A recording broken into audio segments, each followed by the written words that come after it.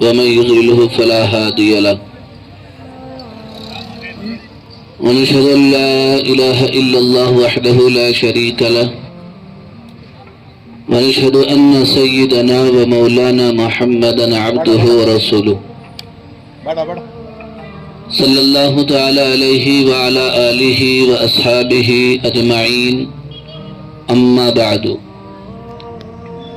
فأعوذ بالله من الشيطان الرجيم بسم الله الرحمن الرحيم يا أيها الناس اتقوا ربكم الذي خلقكم من نفس واحدة وخلق منها زوجها وبث منهما رجالا كثيرا ونساء واتقوا الله الذي تساءلون به والأرحام إن الله كان عليكم رقيبا صدق الله العلي العظيم وقال رسول الله صلى الله عليه وسلم النکاح من سنتی فمن رغب عن سنتی فلیس منی او کما قال علیہ الصلاة والسلام وقال رسول اللہ صلی اللہ علیہ وسلم تزوجوا الولود الودود فإنی مکاثر بکم الامم او کما قال علیہ الصلاة والسلام۔ محفل عقد میں شریک ہونے والے تمام معزز حاضرین، سب تعریفیں اللہ رب العالمین کے لیے ہے جس نے دنیا بنائی اور انسان کو دنیا میں اپنا خلیفہ بنایا۔ وَإِذْ قَالَ رَبُّكَ لِلْمَلَائِكَةِ إِنِّي جَاعِلٌ فِي الْأَرْضِ خَلِيفَةً۔ یاد کرو اس وقت کو جب کہ آپ کے رب نے فرشتوں سے کہا میں زمین میں نائب بنانے والا ہوں، خلیفہ پیدا کرنے والا ہوں۔ قالوا اتجعل من يفسد فيها ويسفك الدماء ونحن نسبح بحمدك ونقدس لك۔ تو فرشتوں نے کہا کہ اے اللہ، آپ روئے زمین میں انسان کو پیدا تو کر رہے ہیں لیکن یہ انسان دنیا میں جا کر فساد مچائے گا، خون بہائے گا۔ جہاں تک بات ہے آپ کی عبادت کی، آپ کی تعریف، تحمید، تسمیح، تحلیل کی، وہ ہم آپ کی عبادت کے لیے، تعریف و توصیف اور ستائش کے لیے ہم تو ہے ہی۔ اللہ نے بیان فرمایا قال انی اعلم ما لا تعلمون، جو میں جانتا ہوں وہ تم نہیں جانتے۔ پھر اللہ نے حضرت آدم علیہ السلام کو پیدا کیا، حضرت آدم علیہ السلام کو علم کی دولت سے نوازا، پھر اس کے بعد فرشتوں سے امتحان لیا گیا، فرشتے اس امتحان میں ناکام ہوئے تو اللہ تعالیٰ نے حضرت آدم علیہ السلام کو حکم دیا کہ آپ پوچھے گئے سوالات کا جواب دے دیں۔ حضرت آدم علیہ السلام نے جواب دے دیا اور حضرت آدم علیہ السلام کی فوقیت اور برتری فرشتوں کے سامنے جب ثابت ہو گئی تو اللہ نے فرشتوں کو حکم دیا کہ تم حضرت آدم علیہ السلام کے سامنے سجدہ کرو۔ سارے فرشتوں نے سجدہ کیا، ابلیس بھی وہاں پر تھا، اس نے انکار کیا، الا ابلیس، سوائے ابلیس کے، ابا واستکبر وکان من الکافرین، منکروں میں، کافروں میں ہو گیا۔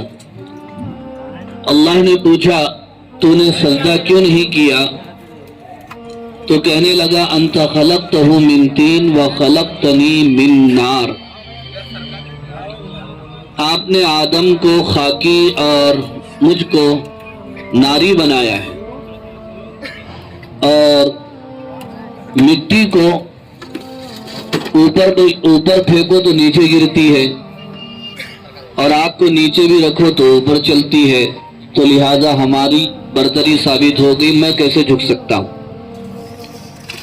अल्लाह ने उसके इस जाहिलाना एतराज का जवाब नहीं दिया, बल्कि यूं फरमाया कि ये मुतकब्बिर है और मुतकब्बिर हमारे दरबार में रह नहीं सकता। इन्नका रजीम, तू मरदूद है, निकल जा यहां से। बुजुर्गों और अजीज दोस्तों, आप गौर फरमाइए कि इब्लीस ने अल्लाह के सामने अपनी फजीलत साबित करने के लिए जो दलील दी थी, क्या वो दलील सही थी? उसने आग और मिट्टी का मुकाबला करके बताया था कि आग मिट्टी से बड़ी होती है। अल्लाह ने उसका जवाब नहीं दिया। बहस करने वालों को क्या जवाब देना, निकल जाए यहां से। हालांकि अगर गौर करें तो पता चलेगा मिट्टी आग से बड़ी है, और आग तो वक्ती चीज होती है। मिट्टी के अंदर साबित कदमी है, मिट्टी में वकार है, मिट्टी में तवाज़ु है, मिट्टी में इंकिसारी है। आग तो भड़कती है और उसके अंदर जो भी चीज डाल दी जाए जलाकर राख कर देती है, लेकिन मिट्टी में दाना डालो तो मिट्टी उसको गुले गुलजार कर देती है। इब्लीस को ये बात समझ में नहीं आई, अपनी ही अल्लाह के सामने कहने लगा, तो अल्लाह ने कहा कि इन्नका रजीम, तू निकल जा यहां से। फिर उसके बाद अल्लाह ताला ने हजरत आदम अलैहिस्सलाम को जन्नत में दाखिल फरमाया और ये कहा कि तुम जन्नत के अंदर रहो। वो जन्नत में रहने लगे। इंसान उन्स से निकला है और तन्हाई में रह नहीं सकता, साथ में उसके कोई ना कोई जरूरी है। एक मर्तबा हजरत आदम अलैहिस्सलाम जन्नत में आराम फरमा रहे थे। हजरत आदम अलैहिस्सलाम की पसली ही से अल्लाह ने हजरत हव्वा को पैदा फरमाया। जब नींद से बेदार हुए तो देखा कि हजरत हव्वा है, तो अल्लाह रब्बुल आलमीन ने बयान फरमाया, ऐ आदम, तुम इनकी तरफ अपने हाथ नहीं बढ़ा सकते जब तक कि तुम्हारा निकाह इनसे ना हो जाए। अल्लाह ताला ने जन्नत में वहां के हिसाब से हजरत आदम हजरत हव्वा अलैहिस्सलाम के दरमियान निकाह फरमाया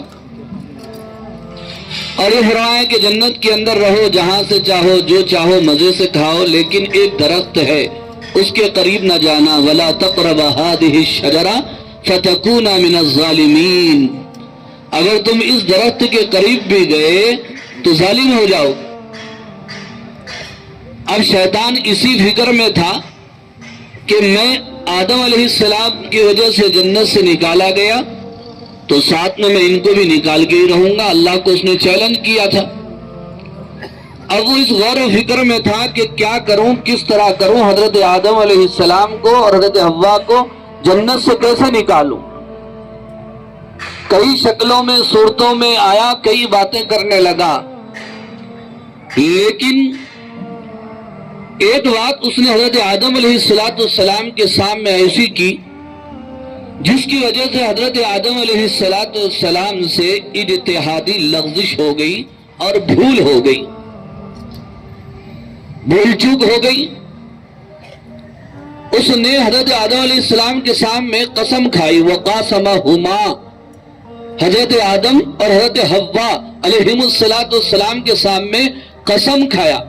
कहने लगा, अल्लाह की कसम खाकर कहता हूं, इस दरख्त के फल को खा लो। इसकी खासियत यह है, जो इस दरख्त के फल को खा लेता है वह हमेशा के लिए जन्नती हो जाता है।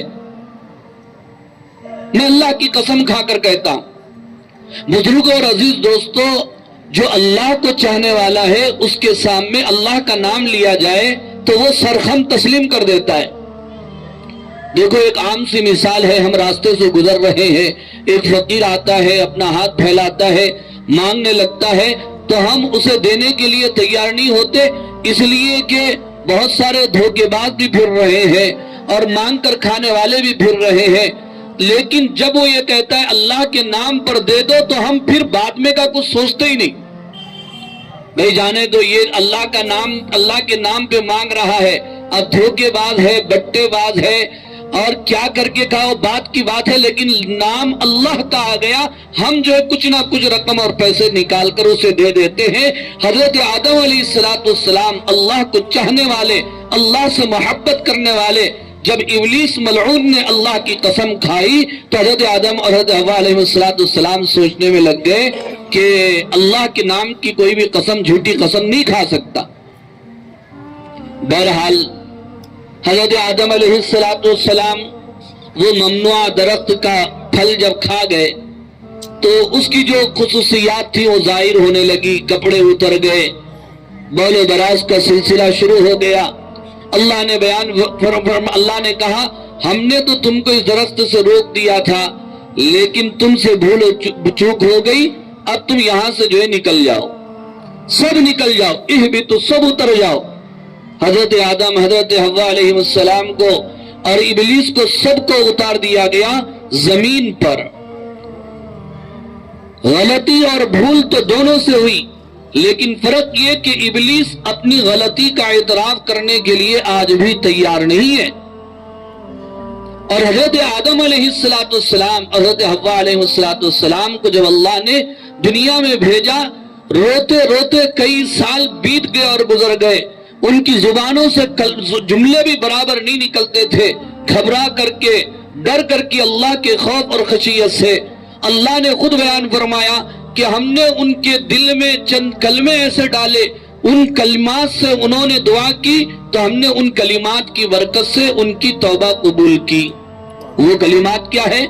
ربنا ظلمنا انفسنا وان لم تغفر لنا وترحمنا لنكونن من الخاسرین.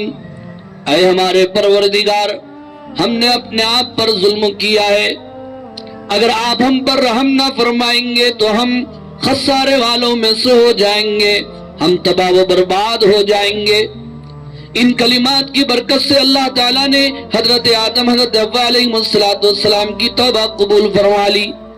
اس لیے حضرات مفسرین لکھتے ہیں کہ اگر گناہ ہو جائے اور اللہ سے معافی مانگنا ہو تو ان کلمات سے معافی مانگنا چاہیے, اللہ بہت جلد قبول فرما لیتے ہیں بندے کی جو توبہ کو. ربنا ظلمنا انفسنا وان لم تغفر لنا وترحمنا لنكونن من الخاسرین. اس لیے کہ کلمات قرآن میں, الفاظ قرآن میں اللہ نے نور رکھا ہے اور اس کے اندر تاثیر ہے. ان کلمات کے ذریعے سے جو دعائیں کی جاتی ہیں یا اللہ تعالیٰ سے مغفرت طلب کی جاتی ہے, اللہ تعالیٰ بہت جلد قبول فرما لیتے. جب اللہ نے دنیا میں انسان کو اتار دیا تو اللہ نے اپنا یہ پیغام بھی بھیجا کہ دیکھو میں تم کو دنیا میں بھیج رہا ہوں, ہمیشہ کے لیے نہیں بھیج رہا ہوں, تمہارا امتحان ہے دنیا کے اندر. الذی خلق الموت والحیات لیبلوکم ایکم احسن عملا, جس نے موت اور حیات کا سلسلہ چلایا تاکہ تم کو آزمائے تم میں کون اچھا عمل کر کے آتا ہے. وَهُوَ الْعَزِيزُ الْغَفُورُ, وہ صاحب اقتدار ہے, وہ بخشنے والا ہے. اب اس آیت کریمہ میں حضرات مفسرین نے لکھا ہے کہ آیت میں آپ غور فرمائیے تو موت کا ذکر پہلے ہے, حیات اور زندگی کا ذکر بعد میں, جبکہ زندگی پہلے ہوتی ہے, موت بعد میں ہوتی ہے. اللہ نے موت کا ذکر پہلے فرما کر انسانوں کو باخبر کیا کہ زندگی اسی لیے دی جا رہی ہے تاکہ تم موت کی تیاری میں لگ جاؤ. پھر اللہ نے کہا کہ کون تم میں اچھا عمل کر کے آتا ہے. الذی خلق الموت والحیات لیبلوکم ایکم احسن عملا, کون اچھا عمل, حسن عمل کون کرتا ہے. حضرات مفسرین نے لکھا ہے حسن عمل کے لیے دو چیزیں لازمی اور ضروری ہیں. ایک تو اس میں اخلاص ہو, اور دوسرا یہ کہ وہ عمل سنت رسول کے مطابق ہو صلی اللہ علیہ وسلم. جو بھی ہم عمل کریں وہ اللہ کو راضی کرنے کے جذبے سے کریں, اللہ کو خوش کرنے کے لیے کریں، کوئی بھی عمل ہو، اور ہمارا عمل حسن عمل بننے کے لیے، بارگاہ الہی میں شرف و قبولیت حاصل کرنے کے لیے، اس میں جو دوسری چیز ضروری ہے وہ عمل سنت رسول کے مطابق۔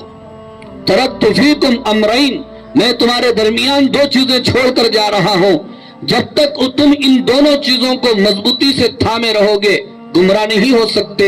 ایک ہے کتاب اللہ اور دوسرے فرمایا سنت رسول اللہ۔ یہ دو چیزیں لازمی اور ضروری ہیں۔ اور اللہ نے فرمایا تم دنیا میں جا رہے ہو، تمہارا امتحان لیا جائے گا۔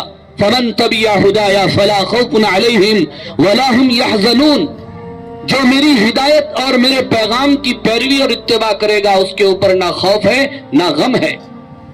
ہاں، اس کے بعد فرمایا کہ جو کفر کرے، اللہ کی آیات کو جھٹلائے، وہ ناکام ہے، اور ایسا آدمی اللہ تعالیٰ کی پکڑ میں ہوتا ہے اور اس کا ٹھکانہ اور مقام جہنم ہوتا ہے۔ تو بزرگ اور عزیز دوستو، حضرت آدم علیہ السلام سے رحمت عالم صلی اللہ علیہ وسلم تک دنیا میں کئی انبیاء اکرام علیہ السلام تشریف لائے، کتابیں بھی نازل کی گئی، نبیوں کو بھیجا گیا، شریعتیں دی گئی۔ نکاح حضرت آدم علیہ السلام کے دور سے ہمارے نبی صلی اللہ علیہ وسلم کے زمانے تک، بلکہ سرکار دو عالم صلی اللہ علیہ وسلم نے نکاح کے بارے میں فرمایا النکاح من سنتی، نکاح میری سنت ہے۔ جبکہ سب کو معلوم ہے نکاح صرف سرکار ہی کی سنت نہیں ہے، تمام انبیاء اکرام کی سنت ہے علیہ السلام۔ لیکن اللہ کے نبی صلی اللہ علیہ وسلم نے خاص طور پر نکاح کو اپنی طرف نسبت کرتے ہوئے نکاح کی اہمیت کو بتایا، نکاح کی فضیلت کو آپ نے بیان فرمایا۔ حضرت آدم علیہ السلام کے دور میں نکاح ہوتا تھا، ان کو توام اولاد ہوتی تھی، ایک سال دو بچے ہوتے تھے، ایک لڑکا ایک لڑکی، آئندہ سال پھر دو بچے، ایک لڑکا ایک لڑکی۔ نکاح کا طریقہ یہ تھا کہ پہلے سال کا بیٹا دوسرے سال کی بیٹی سے، اور دوسرے سال کا بیٹا پہلے سال کی بیٹی سے، نکاح کا یہ طریقہ تھا۔ تو بزرگوں اور عزیز دوستو، آپ صلی اللہ علیہ وسلم نے ہر چیز بتائی، ہر چیز سکھایا، ہر طریقہ سکھایا۔ بچے کی پیدائش سے موت تک کی ساری چیزیں دین اسلام میں جو ہے بتائی گئی۔ بچہ اگر پیدا ہو تو پیدا ہوتے ہی کیا کرنا چاہیے؟ ہم تو یہی جانتے ہیں کہ بچے کا پیدا ہونے کے بعد کان میں اذان دینا چاہیے، نہیں، بچے کے پیدا ہونے کے بعد سب سے پہلے بچے کو صاف کر دینا چاہیے۔ بچہ اگر پانی برداشت کر سکتا ہے، اس کو غسل دیا جا سکتا ہے تو اس کو غسل دے دینا چاہیے۔ اگر ڈاکٹر نے کہا کہ نہیں بچہ اس کا متحمل نہیں ہے تو کپڑے سے صاف کر دینا چاہیے۔ اس کے بعد ہی اس کے کان میں اذان دینا چاہیے، پھر ایک کان میں اقامت بولنا چاہیے، پھر اسی طرح تہنیک کرنا چاہیے۔ تہنیک کا مطلب کیا ہوتا ہے؟ کسی اللہ والے اور بزرگ آدمی سے کھجور وغیرہ چبا کر کے بچے کی زبان پر رکھا جائے یا اس کے تالو میں باندھ دیا جائے تاکہ نیک اثرات سب سے پہلے اس کے پیٹ میں داخل ہو۔ آپ صلی اللہ علیہ وسلم نے بھی تہنیک کی اپنے نواسوں کی۔ پھر اسی طرح آگے چلیے، 7 دن کے بعد عقیقہ کرنا سنت ہے، چھٹی نہیں، چھلا نہیں۔ ہمارے نبی نے بتایا کیا کرو؟ عقیقہ کرنا، یہ سنت ہے 7 دن کے بعد۔ اور ایک نقطہ میں آپ کو یہ بھی بتاتا چلوں تو پیدائش کے فوراً بعد عقیقے کا حکم کیوں نہیں دیا گیا؟ دوسرے دن، تیسرے دن، چوتھے دن، 5ویں دن، کبھی آپ نے اس پر غور کیا؟ حضرات علماء اکرام لکھتے ہیں 7 دن کا موقع اللہ نے اس لیے دیا ہے، ابھی ڈیلیوری ہوئی ہے، ولادت ہوئی ہے، ماں باپ پریشان رہتے ہیں، فوراً انتظام مشکل ہے، 1 ہفتے کا ٹائم دے دیا جائے تو انتظام بھی ہو سکتا ہے۔ تو 7ویں دن عقیقہ کرنا ہے، چھٹی اور چھلا کرنے کا تو سوال ہی نہیں، اسلام میں اس کا تصور نہیں۔ چھٹی کے بارے میں آپ عورتوں سے معلوم کیجئے، اتنا خطرناک عقیدہ ہے۔ عورتیں کہتی ہیں کہ چھٹی نہیں کرے تو چھٹی ماں پیٹ لگتی، بلکہ عقیدہ عورتوں کا یہاں تک ہے چھٹی ماں آ کر کے پیدا ہونے والے بچے کی قسمت لکھتی ہے، اس لیے چاول کے برتن میں ساری چیزیں رکھ کے سونا اور چاندی بھی اس میں رکھتے ہیں تاکہ چھٹی ماں کو معلوم ہونا کیا لکھ کو جانا یہاں پہ بول کے۔ کاتب تقدیر، قسمت لکھنے والی ذات تو اللہ کی ہے۔ آمنت باللہ وملائکتہ وکتبہ ورسلہ والقدر خیرہ وشرہ من اللہ تعالی والبعث بعد الموت، ان 7 چیزوں پر ایمان رکھنے کا نام ایمان ہے، اسلام ہے۔ سب کچھ اللہ کے قبضے میں ہے، وہ کاتب تقدیر ہے، وہ قسام ازل ہے، وہ ہم پوری کائنات کی تقدیر لکھنے والا اللہ ہے۔ ماں کے پیٹ میں جب بچہ ہوتا ہے تبھی اللہ فرشتے کو بھیج کر فرشتے کو بتا دیتے ہیں یہ کب پیدا ہوگا، کہاں پیدا ہوگا، دنیا میں جا کر عالم ہوگا، جاہل ہوگا، امیر ہوگا، غریب ہوگا، اور اس کی موت، اس کی عمر، ساری چیزیں طے کر دی جاتی۔ حتیٰ کہ بزرگ اور عزیز دوستوں، جس طرح بچے کا کس خاندان میں پیدا ہونا طے ہے، ویسے ہی آسمان سے اس بچے کا نکاح کس خاندان میں ہونا وہ بھی طے ہے۔ ہمارے کو بھی کبھی اگر نہیں سدھرا تو بولتے کیا کرنا، قسمت کا جوڑا ہے، بول کے لاسٹ میں آتے۔ اگر وہی بات پہلے بول دیے تو سارے بحثہ نہیں ہوتے، وہی بات اگر ہم پہلے سوچ لیے تو لڑائی جھگڑے نہیں ہوتے۔ یہ جملے کو سمجھنے سے پہلے گھروں کے اندر 100 باتیں ہو رہی ہیں۔ میری قسمت خراب تھی، وہ کیسا ٹائم تھا کہ کیسا موقع تھا کہ بیچ میں جو ہے، بیچ میں ایسے والوں کی بھی خیر نہیں ہے، کر کو بیٹھے نا انوچ۔ تو پہلے اللہ نے بیان فرما دیا قرآن میں، جعلہ نسبا و سحرا، نسب بھی اللہ نے متعین فرما دیا، مقرر فرما دیا ہے، اور سحرا سسرالی رشتہ دار بھی اللہ نے طے فرما دیا۔ اور شادی اللہ کی نشانیوں میں سے ایک نشانی ہے، اللہ تعالیٰ کی قدرت کی نشانیوں میں سے ایک نشانی ہے۔ ابھی چند لمحے پہلے دونوں خاندان ایک دوسرے کو جانتے نہیں، دلہا دلہن میاں بیوی ایک دوسرے کو پہچانتے نہیں، لیکن جب شریعت کے مطابق نکاح خوانی ہوتی ہے، ایجاب و قبول ہوتا ہے، تو پھر ان دونوں کے درمیان الفت اور وہ جو محبت پیدا ہوتی ہے وہ اپنی مثال آپ ہے۔ ذرا غور کریں تو پتا چلے گا نکاح دائمی عبادت ہے۔ نماز، آپ نماز کے وقت کی عبادت ہے، روزہ روزے کے وقت کی عبادت ہے، حج حج کے وقت کی عبادت ہے، لیکن نکاح کے بندھن میں جب باندھا جاتا ہے، میں نے قبول کیا سے لے کر کے بیوی یا شوہر کے انتقال تک، یا دونوں کے درمیان جو تفریق اور طلاق ہونے تک کسی وجہ سے اس وقت تک یہ عبادت چلتی ہے، ایک دوسرے کے حقوق کو ادا کرنا پڑتا ہے۔ یہ اتنی عظیم عبادت ہے۔ تو میں یہ عرض کر رہا تھا میرے محترم بزرگوں اور عزیز دوستوں، آپ صلی اللہ علیہ وسلم نے پیدائش سے موت تک کے سارے طریقے ہمیں بتا دی۔ ایک یہودی آیا حضرت سلمان فارسی رضی اللہ تعالیٰ عنہ سے کہنے لگا، آپ کے نبی تو آپ کو ہر چیز سکھاتے ہیں، حتیٰ کہ پیشاب پیخانہ کرنے کا طریقہ بھی بتاتے ہیں۔ وہ غصے میں نہیں آئے، وہ چین بجبی نہیں ہوئے، کہنے لگے جی ہاں اجل، جی ہاں ہمارے نبی ہم کو ہر چیز سکھاتے ہیں، بول و براز کا طریقہ بھی ہمارے نبی نے ہم کو بتایا کہ تم ضرورت کو جا رہے ہو تو اس سے پہلے تمہیں چاہیے کہ سر ڈھانک لو، الٹا پیر رکھو، اس سے پہلے دعا پڑھ لو اللہم انی اعوذ بک من الخبث والخبائث، اور ضرورت کے لیے جاؤ جب باہر آؤ تو سیدھا پیر رکھو اور دعا پڑھو غفرانک الحمدللہ الذی اذھب عنی الاذى وعافانی۔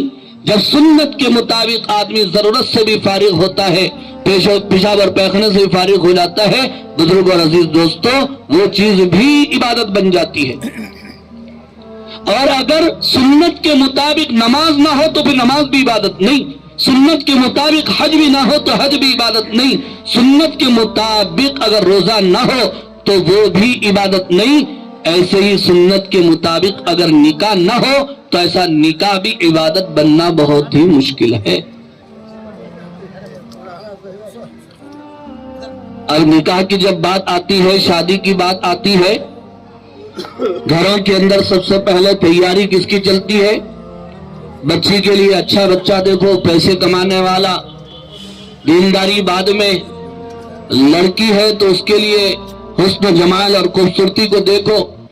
سرکار دو عالم صلی اللہ علیہ وسلم نے فرمایا کہ جو نکاح کیا جاتا ہے 4 چیزوں کی بنیاد پر، حسن کی بنیاد پر، خاندان کی بنیاد پر، مال کی بنیاد پر، دین کی بنیاد پر، فَاظْفَرْ بِذَاتِ الدِّین، آپ نے فرمایا دینداری کو ترجیح دو، اس کی بنیاد پر نکاح کرو، تاکہ کل کے ٹائم جو باپ بنے وہ دیندار ہو اور اس کے بچے گود میں پلنے والے وہ بھی دیندار، جو ماں بنے وہ بھی دیندار، اس کی گود میں پلنے والی نسل بھی ماں کے ساتھ صرف ماں کا دودھ نہیں بلکہ اس کے اثرات بھی۔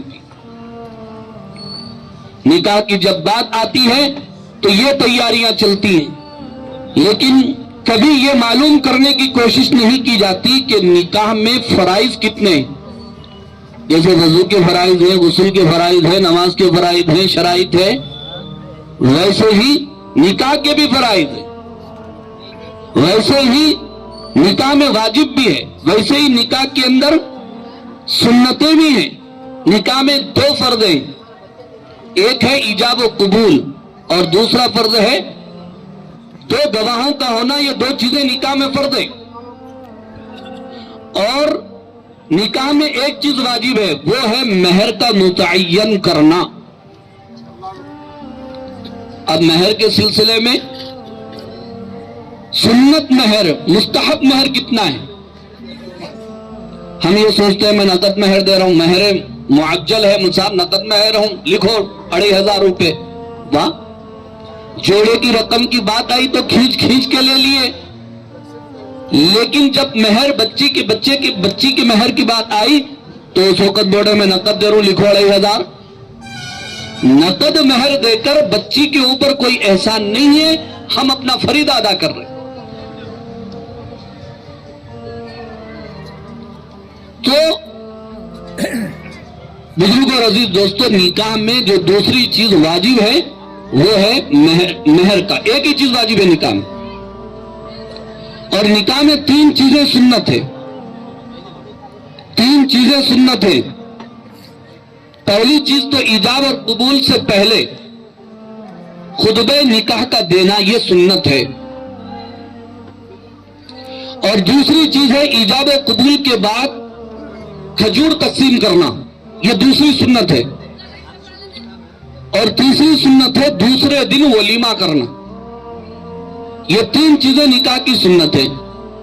تو 2 واجب ہے، 2 چیزیں فرض ہے، ایک واجب ہے اور 3 سنتیں ہیں۔ نکاح میں جو 2 چیزیں واجب ہیں وہ کیا ہے؟ ایک تو ایجاب و قبول، اور دوسرا فرض ہے 2 گواہوں کا ہونا، اور ایک چیز واجب ہے وہ ہے مہر کا متعین کرنا، اور 3 چیزیں سنت کیا ہیں؟ ایک تو خطبہ نکاح، ایجاب و قبول سے پہلے خطبہ نکاح کا پڑھنا، عزیز و اقارب ہی کا پڑھنا، یہاں تک کہ بچی کے باپ کا خود پڑھنا بہتر ہے، جیسا کہ رحمت عالم صلی اللہ علیہ وسلم نے خود اپنے لخت جگر دختر نیک اختر کا خطبہ نکاح دیا تھا۔ خطبہ نکاح جب پڑھا جاتا ہے اس کو غور سے سنو، اس لیے کہ اس میں خطبہ نکاح میں 3 چیزیں ہیں۔ سب سے پہلے اللہ کی تعریف ہے، اور اس کے بعد حضور پاک صلی اللہ علیہ وسلم پر درود و سلام ہے، پھر اس کے بعد 3 آیتوں کی تلاوت کی جاتی ہے۔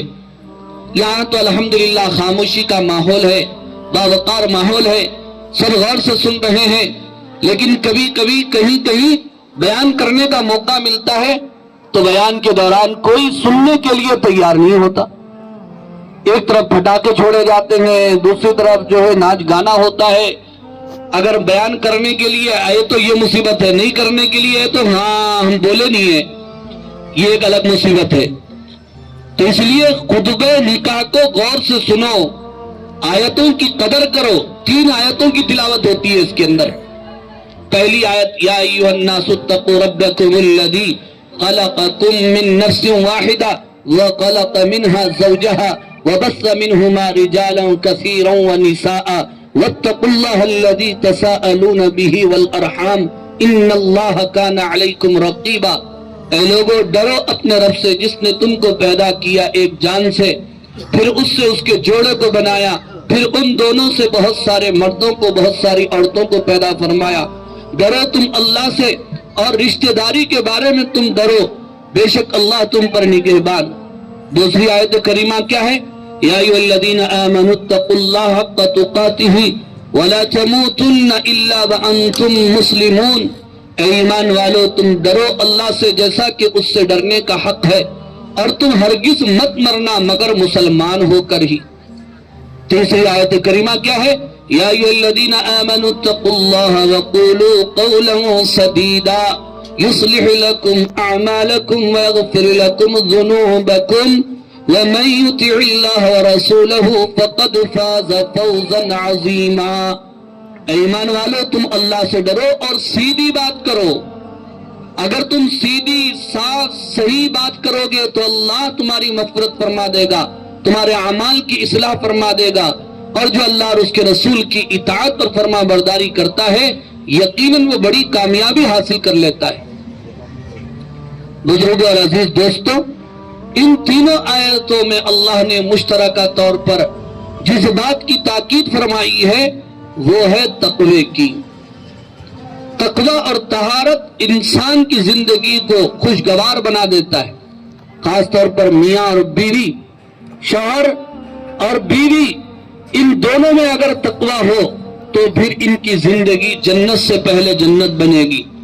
اگر ان دونوں میں سے کسی ایک میں تقوی نہ ہو، دینداری نہ ہو، تو ڈر ہے اس بات کا کہ زندگی جہنم سے پہلے جہنم بن جائے۔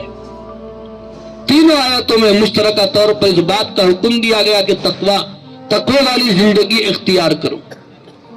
تو نکاح کے اندر 2 فرائض، 1 واجب اور 3 سنتیں۔ جب یہ چیزیں بتا دی گئی تو دوسری جو زائد چیزیں ہیں وہ خود بخود نکل گئی۔ اب اس کے علاوہ دوسری چیزوں کا عقد سے، نکاح سے کوئی تعلق نہیں۔ اب زیادہ سے زیادہ یہ کہہ سکتے ہیں کہ جمعہ کے دن نکاح کرنا مستحب ہے، عصر کی نماز کے بعد کرنا مستحب ہے، مسجد میں نکاح کرنا مستحب ہے، نیک لوگوں کا عقد میں شریک ہونا مستحب اور بہتر ہے۔ ہم نکاح میں رقوں پر ماشاءاللہ آیتیں لکھوا رہے ہیں، ایسی آیتیں جن سے پتا چل جائے کہ میاں بیوی کے درمیان محبت پیدا ہو۔ پھر یہ حدیث تو ہر رقعے کے اوپر لکھی جا رہی ہے، النکاح من سنتی، نکاح میری سنت ہے، سرکار دو عالم صلی اللہ علیہ وسلم نے فرمایا۔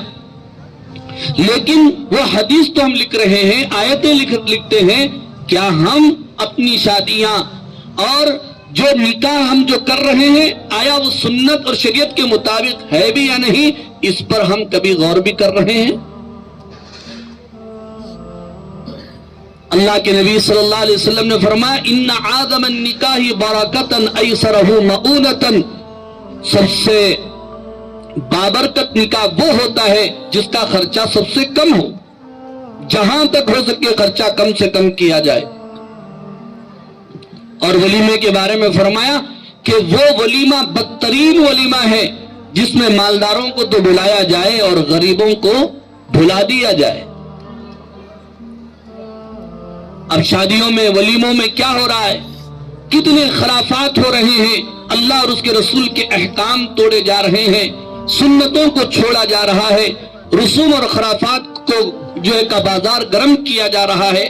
بزرگ اور عزیز دوستو، زیادہ دور جانے کی ضرورت نہیں ہے، آپ 1 سال پیچھے چلے جائیے، جب لاک ڈاؤن ہوا تھا تو ہماری شادیاں کتنی سادیاں ہو رہی تھی، شادیاں سادیاں ہو رہی تھی بالکل۔ دن کے اجالے میں، دوپہر میں ولیمہ کرنے کے بارے میں تو کوئی سوچ بھی نہیں سکتا تھا۔ اگر بول دیے کہ 2 دن میں دوپہر میں ولیمہ کرنا ہے، لوگ اسے پاگل سمجھتے تھے کہ ولیمہ جو ہے ہوتا ہی رات کے اندر، دن کا ولیمہ کسی کو معلوم ہی نہیں تھا۔ لیکن اللہ نے وہ پکڑ پکڑی اور وہ چیز مسلط فرمائی جس سے ہمارے دماغ کے دریچے واہ ہو گئے، اور پتہ چل گیا کہ اللہ جب پکڑنے کے لیے آتے ہیں تو کہاں سے پکڑتے ہیں، کیسے پکڑتے ہیں اور کیسے سمجھاتے ہیں۔ کیا عالم تھا نکاح کا، کیا حال تھا شادیوں کا۔ نہیں، پولیس والے بولے زیادہ لوگ نہیں جا سکتے، تو تو نکوا ہم 10 لوگ 15 لوگ زیادہ سے زیادہ 25 لوگ صاحب کو بول کے میں اجازت لے لیتا ہوں. 25 لوگ جا کے شادی کر کے آ رہے تھے, 50 لوگ جا کے شادی کر کے آ رہے تھے. ان حالات سے مجھے اور آپ کو سبق لینے کی ضرورت ہے. ان حالات سے مجھے اور آپ کو سبق لینے کی ضرورت ہے. اگر ہم نے اپنی روش نہیں بدلی, اپنا یہ انداز نہیں بدلا, تو پھر آسمان والا ہمیں کبھی بھی پکڑ سکتا ہے. قرآن مجید میں بے شمار قوموں کے حالات اور واقعات تفصیل کے ساتھ بیان کیے گئے. کہیں حضرت نوح علیہ السلام کی قوم کی تباہی سنائی گئی, کہیں حضرت ہود علیہ السلام کی قوم کی بربادی سنا دی گئی, کہیں حضرت صالح علیہ السلام کی قوم کی تباہی سنائی گئی, اور کہیں قوم عاد کا حال بیان کیا گیا جب انہوں نے اللہ کی نافرمانی کی اور وقت کے نبیوں کے پیغام کو ٹھکرا دیا اور پسے پشت ڈال دیا, تو اللہ نے ان کے اوپر عذاب کا کوڑا برسایا.